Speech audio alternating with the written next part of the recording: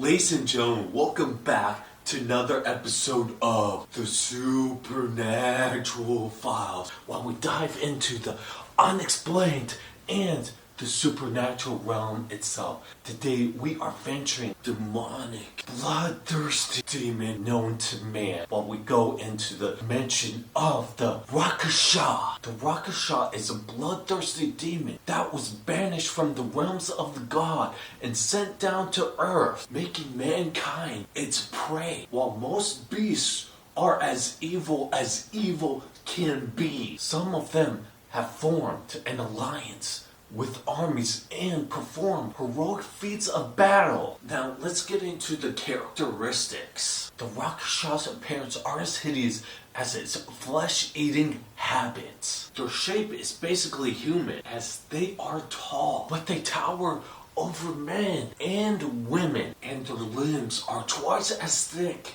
as a man's. A set of fangs curls over from the corner of their lips. Wicked claws sprout from the edge of their fingertips and toes. Bull-like horns grown from their head. Average Rakshasas have mottled skin, dark hair, and pig-like eyes. But more powerful Rakshasas have glowing eyes and fiery manes. The strongest warlords can have extra heads and arms. Now let's get into the special abilities. The Rakshasas' brute strength and passion for carnage alone can make them one of the most terrifying foes. Still, they possess a more powerful weapon, the fangs, horns, or claws. They are master magicians. Demons can fly, spit fire, and even possess dead corpses, using them to attack their enemies. But their favorite branch of magic is illusion. They are amazing shapeshifters. They can take any form they please, and they are famous for dreaming up near impossible riddles, which they use to confuse and trap their enemies. Now that we've talked about their strength, let's get into their weakness. Because of their powerful strengths, classify them as a demigod. Rakshasas are very difficult to kill. Most warriors need a magical weapon gifted to them by the god to bring down one of these demons. However, some of the greatest warriors in Hindu lore have been able to defeat these creatures with their bare hands. Although these demons can be active during the day, they are undoubtedly stronger at night. They have more energy. Their magic is more potent when the sun goes down. Now that we've explored their strengths and weaknesses, let's get into what made them famous.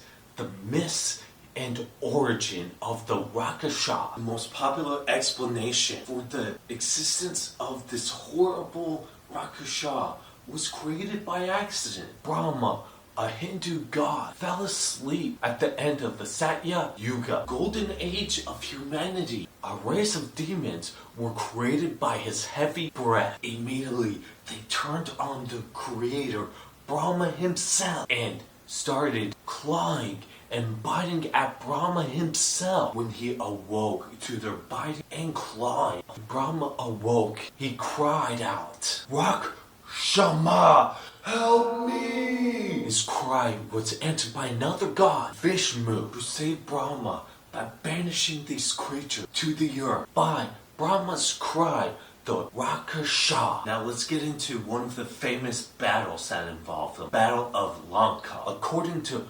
Ramayana, a Hindu text, ancient kingdom of Rakshasa once existed on the island of Lanka. Demons were able to coexist because they were ruled by a king who literally was 10 times more ferocious than all the rest of King Ravana, a 10-headed super monster. Eventually, the darkness started to spread outside the island and attracted Rama, warrior who led an army of monkeys. Rama reached out to King Ravana's brother, a surprisingly noble creature called Vibhishama. With his help, he was able to storm this evil fortress. A terrible battle blossomed in the fortress. Rama's monkeys fighting desperately against the giant demons, and even demons mounted on elephants. The tide of the battle finally changed when Rama used magical weapons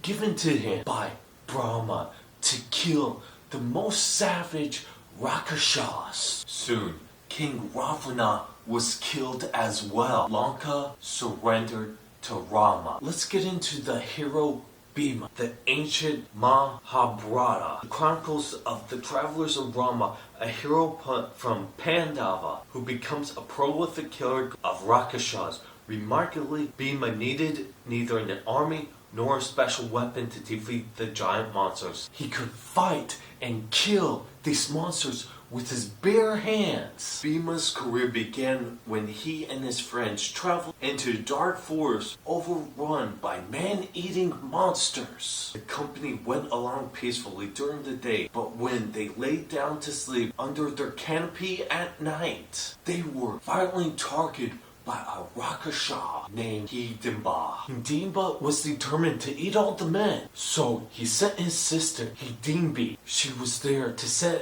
gather information about the weapons and the sleeping arrangements. She slunk into the men's camp, excited by the feast to come. But when she saw the hero Bhima, her heart melted. She instantly fell in love with him and warned him about her brother's plan. When Hidimba attacked, Bhima was ready to meet him, and the monster was dead in no time. After his victory at Hidimba, Bhima had no fear of the Rakshasa. He continued traveling across the Pandava whenever he found a village that lay in dread of a evil demon. He would astound the village by willing to go and fight the demon. He killed one of the most famous and monstrous demons of his time, Bakasura, Kurmura, and Jatasar. Still, Bhima hadn't completely hardened his heart against the Rakshasa race. He had fell in love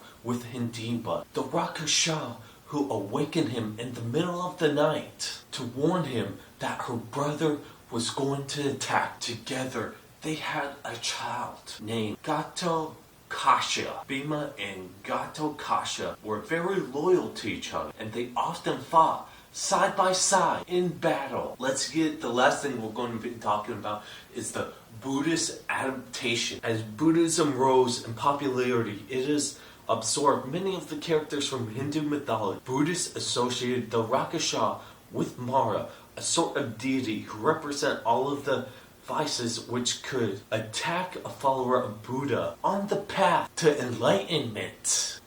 In one story, the Buddha himself encountered an unfriendly Rakshasa who threatened to devour him if he could not answer his riddles. Unfortunately, the Buddha answered all the riddles with ease, and the demon was so impressed he became a follower of Buddha. Later, the Buddha gathered more followers in a group of Rakshasa sisters who swore to uphold and defend the Lotus Sutra. Whether it be the evil types of the Rakshasa that want to devour the men in their sleep, or the nice one who protected the Buddha and fell in love with the warrior. One thing can be certain, you never know what kind of Rakshasa you are going to encounter, whether it be the nice ones or the evil ones.